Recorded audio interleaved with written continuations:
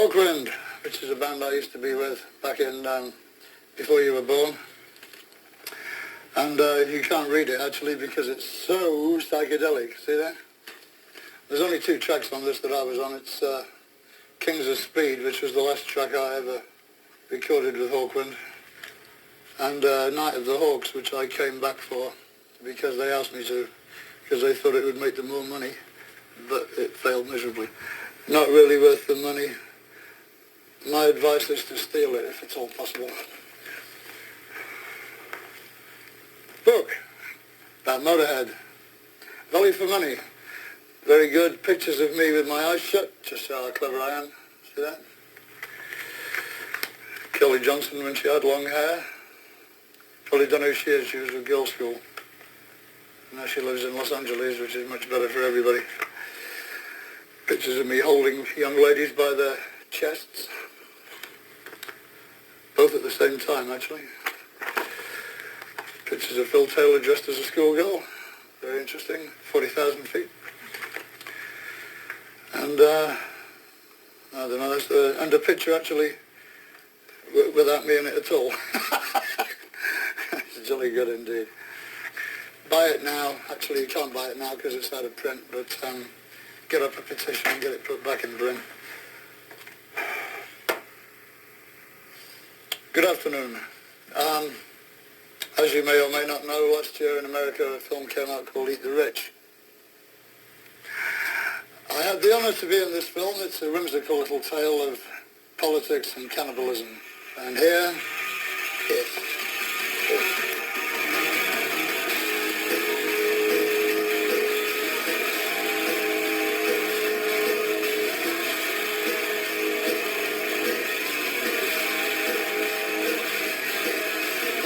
they say music is the food of love.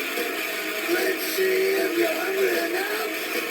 Take a bite, take another, just like a good boy would. Get a sweet thing on the side. Home cooking on the side. Side order could be a daughter, and you're looking good. Come on, baby, eat the rich. Put the fire on the soul of the bitch.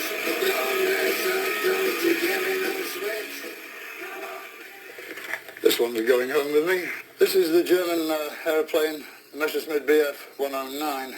One of the most popular and unpopular fighters in the Second World War, depending where you were standing. Suffered from lack of petrol at the end of the war and couldn't get off the ground. Still never mind. What we got here?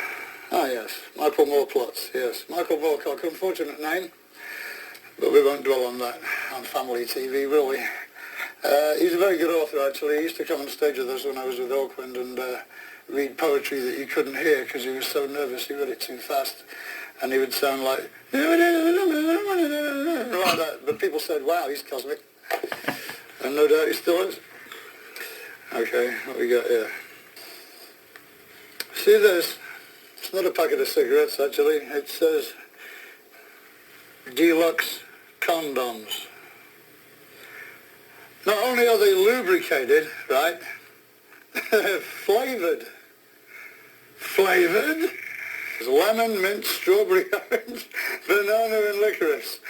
I ask you, boys and girls, is this what we want to be subjected to? Flavoured condoms? Well, listen, write in and let me know which is your favourite flavour. Jesus, that one's awful. I don't really recommend them because, you know, like the ring at the end gets stuck in your teeth, right, and you'll never get a blowjob wearing one, no matter what the flavour is. Ah yes, saving the best till the last. The bottle of Jack Daniels.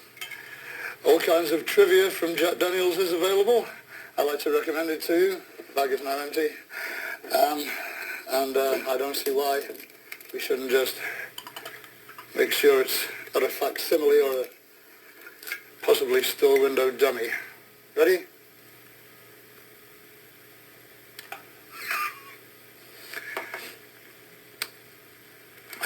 Remember, only the best will do. Thank you and good night from the Wheel Tappers and Chunters Club, and I hope all your legs go funny early in the morning.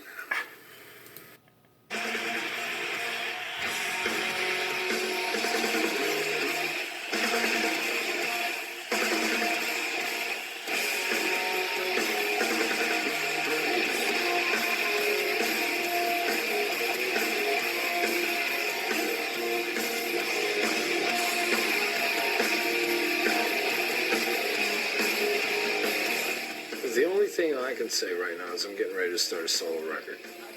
And Wasp as a band are still an entity. But for contractual reasons, I have to do what I'm doing right now. I can't get out of it. It was built into the contract from day one that I would do a solo record before our contract was up. We have one more band record to do before our contract is finished with Capitol. I gotta tell you something. Ever since I was a little boy, I've had one thing on my mind. Women. I love everything about them.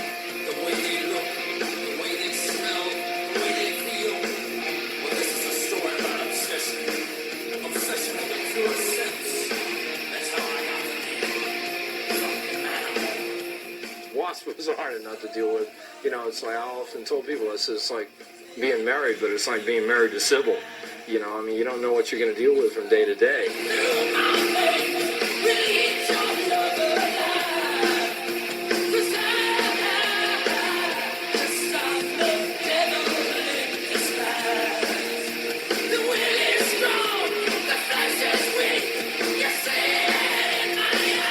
When you look back on what you do in your career, a lot of times the early days are the ones that really stick out in your mind the most.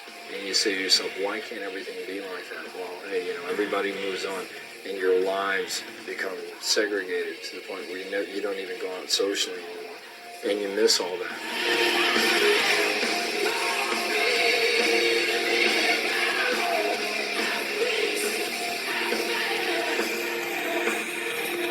And, you know, you can go buy those videos, but that was a definite stage in our career. And we will never do that again. And it was great while it lasted, but you can't go out and do a steady diet of something you just don't want to do anymore.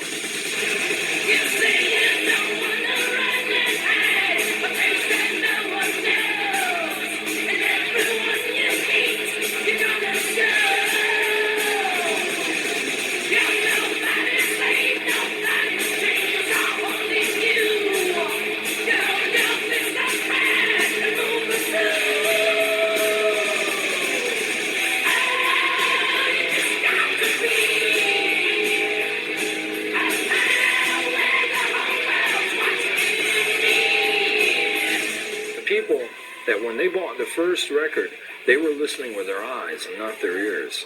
I mean, there was okay songs in that first record, but not near the degree of what there was in the second one.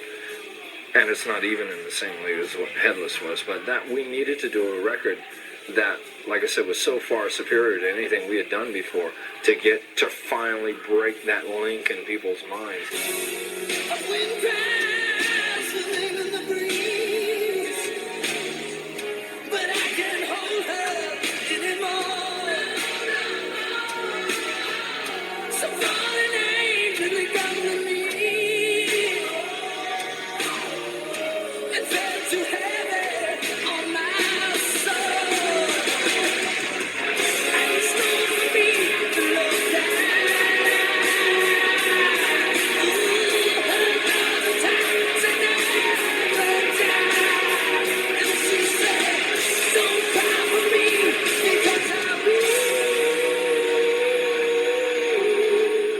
Pete Townsend did a thing in The Kids Are All Right, where he's talking to the band and he goes, we must make a decision. We have reached a crossroads in our career. Shall we remain a circus and go on and smash everything up and all that, you know, just go on the way we are? Or shall we become known for what we are, which is really doing quality material? Well, that's the point that we got to. The difference is that we arrived at that point very early on.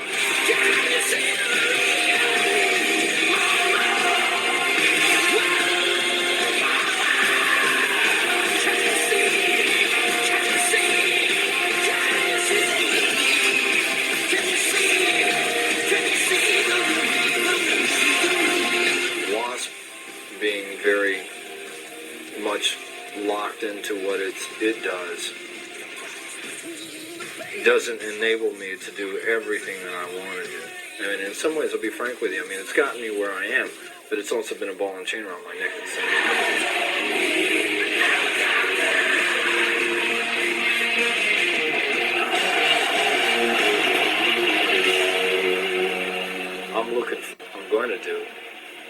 this conversation a year from now, and I'll tell you whether it's been good or not.